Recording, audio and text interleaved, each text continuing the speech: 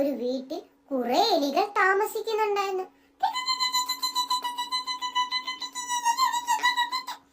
എലികളെ കൊണ്ടുള്ള ശല്യം കൂടിയപ്പോൾ വീട്ടുടമസ്ഥൻ ഒരു പൂച്ചയെ കൊണ്ടുവന്നു. പൂച്ചയുടെ മ്യാവൂ മ്യാവൂ ശബ്ദം അവിടെ എങ്ങും മുഴങ്ങി.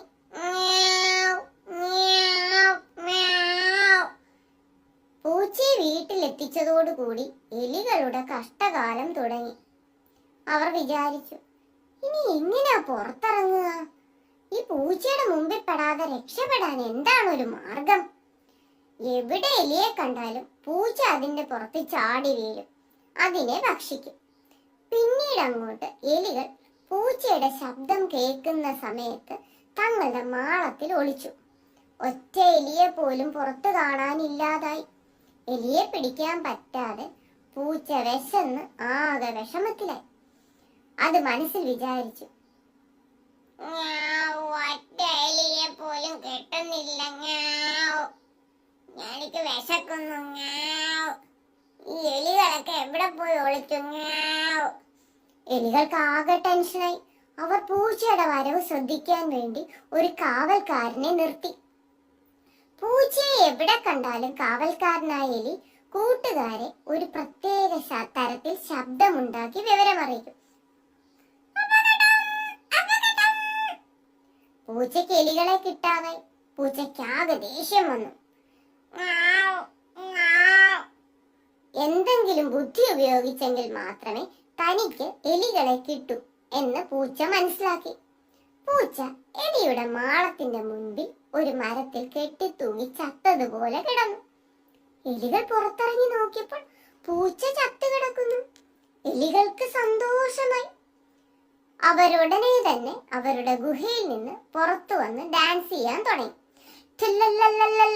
പൂച്ച ചത്തല്ല, പൂച്ച ചത്തല്ല.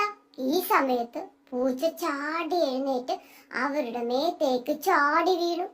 ചിതറി ഓടിയ എലികളുടെ ഇടയിൽ നിന്ന് 3-4 എലികളെയും പിടിച്ച് തന്റെ വാസസ്ഥലത്തേക്ക് പോയി. അവയെ അങ്ങ് ഭക്ഷിച്ചു. എലികൾ ആകെ അങ്കലാപ്പിലായി. എന്നിട്ട് നമ്മുടെ പൂച്ചയ്ക്ക് വിശപ്പ് തീർന്നില്ല. ഇനിയും എലികളെ തിന്നണമെന്ന് വിചാരിച്ചുകൊണ്ട് പൂച്ച അടുത്ത പദ്ധതി തയ്യാറാക്കി. നാളെ തന്നെ കുറച്ച് എലികളെ കൂടെ എനിക്ക് തിന്നണം. എന്നിട്ട് ആ വീടിന്റെ അടുക്കളയിൽ കയറി ഗോതമ്പ് മാവിന്റെ പൊടിക്കുള്ളിൽ ഒളിച്ചു. എലികൾ പതുക്കെ ഗോതമ്പ് മാവ് കഴിക്കാനായി അവിടെ എത്തി. പക്ഷേ എലികളുടെ കൂട്ടത്തിൽ ഏറ്റവും മുതിർന്ന ഒരു എലി ഉണ്ടായിരുന്നു, ഒരു അപ്പൂപ്പൻ എലി.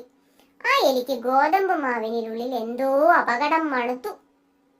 എലി തന്റെ കൂടെയുള്ള എലികളെല്ലാം വിളിച്ചു കൂട്ടിയിട്ട് പറഞ്ഞു, ആ മാവിന്റെ അടുത്തേക്ക് പോവരുതേ, അവിടെ അപകടമുണ്ട് കേട്ടോ.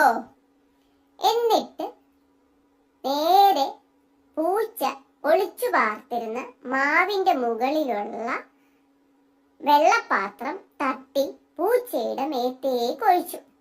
ഈ സമയത്ത് പൂച്ച മാവിൽ നിന്ന് പുറത്തു വന്നു. അങ്ങനെ എലികൾ ജീവനും കൊണ്ട് ഓടി രക്ഷപ്പെട്ടു.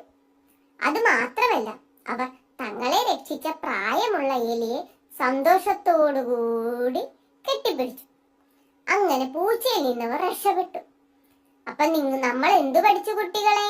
കാണുന്നതെല്ലാം അതേപടി വിശ്വസിക്കരുത്. ബുദ്ധിയോടുകൂടി ചിന്തിച്ചു വേണം നാം എല്ലാ കാര്യങ്ങളും ചെയ്യാൻ. മൂത്തവർ പറയുന്നത് അനുസരിക്കാൻ ശ്രമിക്കുക. നിങ്ങൾക്ക്